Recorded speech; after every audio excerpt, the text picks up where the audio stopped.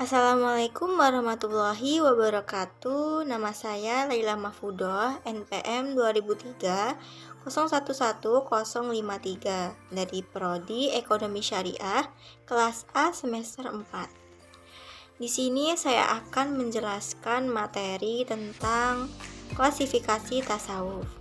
Para ahli ilmu tasawuf pada umumnya membagi tasawuf menjadi 3 bagian, yaitu yang pertama tasawuf akhlaki, kedua tasawuf falsafi, dan yang ketiga tasawuf amali. Ketiga macam tasawuf ini tujuannya sama, yaitu untuk mendekatkan diri kepada Allah Subhanahu wa Ta'ala dengan cara membersihkan diri dari perbuatan yang tercela dan menghias diri dengan perbuatan yang terpuji. Yang pertama ada tasawuf akhlaki. Tasawuf akhlaki ini tasawuf yang berkonsentrasi pada teori-teori perilaku, akhlak atau budi pekerti, serta perbaikan akhlak. Nah, pada tasawuf ini membahas tentang kesempurnaan dan kesucian jiwa yang diformulasikan pada pengaturan sikap dan mental, serta pendisiplinan tingkah laku yang ketat guna mencapai kebahagiaan. Ahli sufi berpendapat bahwa untuk membenahi sikap mental yang tidak baik, diperlukan terapi yang tidak hanya dari aspek lahiriah, tetapi juga rohaniah. Pada tasawuf akhlaki, pendekatan yang digunakan adalah pendekatan akhlak yang terdiri dari takhali atau mengosongkan diri dari perbuatan buruk, kemudian tahalli menghiasinya dengan akhlak terpuji, dan tajalli terbukanya dinding penghalang hijab. Nah, pendekatan pertama ini ada takhali. Takhali ini merupakan langkah awal dari pendekatan tasawuf akhlaki yang harus dilakukan oleh seorang sufi. Pengertian dari takhali itu sendiri adalah usaha mengosongkan diri dari perilaku dan akhlak tercela. Salah satu dari akhlak tercela yang paling banyak menyebabkan akhlak buruk antara lain adalah kecintaan yang berlebihan terhadap urusan duniawi. Kemudian pendekatan yang kedua ada tahalli. Tahalli sendiri adalah upaya mengisi diri dengan jalan membiasakan diri dengan sikap dan perilaku yang terpuji.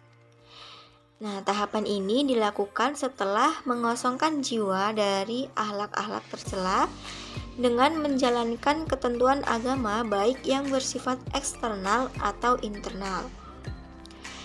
Sifat eksternal atau sifat dari luar itu maksudnya adalah kewajiban-kewajiban yang bersifat formal seperti sholat, puasa, haji, dan lain-lain.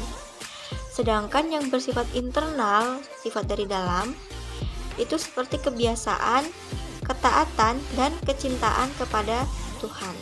Kemudian pendekatan yang terakhir, yang ketiga ini ada tajalli. Nah, tajalli ini bermakna terungkapnya nur gaib, agar hasil yang diperoleh organ-organ tubuh dengan terisinya butir-butir mutiara akhlak yang sudah terbiasa melakukan perbuatan baik ini tidak berkurang, maka perlu dijadikan kebiasaan. Nah, kebiasaan yang dilakukan dengan kesadaran optimal dan rasa kecintaan yang mendalam dengan sendirinya akan menumbuhkan rasa rindu kepada Tuhan. Kemudian pembagian tasawuf yang kedua ini ada tasawuf falsafi. Nah, tasawuf falsafi ini adalah tasawuf yang didasarkan pada gabungan teori-teori tasawuf dan filsafat yang bermakna mistik metafis. Karakter umum dari tasawuf ini sebagaimana yang telah dikemukakan oleh Al-Taftazani, bahwa tasawuf seperti ini tidak dapat dikategorikan sebagai tasawuf dalam arti sebenarnya, karena teori-teori yang digunakan itu didasarkan pada rasa atau perasaan. Kemudian pendekatan yang digunakan dalam tasawuf falsafi ini adalah pendekatan rasio atau akal pikiran, karena Dalam tasawuf ini menggunakan bahan-bahan kajian atau pemikiran yang terdapat di kalangan filosof, seperti filsafat tentang Tuhan, manusia, hubungan manusia dengan Tuhan, dan lain sebagainya. Selanjutnya, pembagian tasawuf yang terakhir ini, yang ketiga, ada tasawuf amali.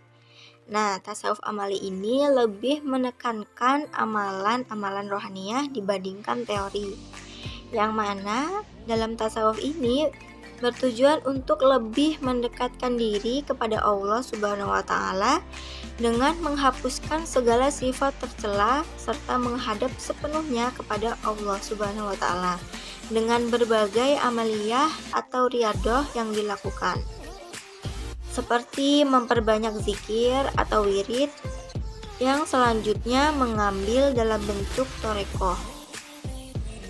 Sekian penjelasan dari saya tentang klasifikasi tasawuf. Saya mohon maaf apabila terdapat salah kata dalam penyampaian materi. Saya akhiri. Wassalamualaikum warahmatullahi wabarakatuh.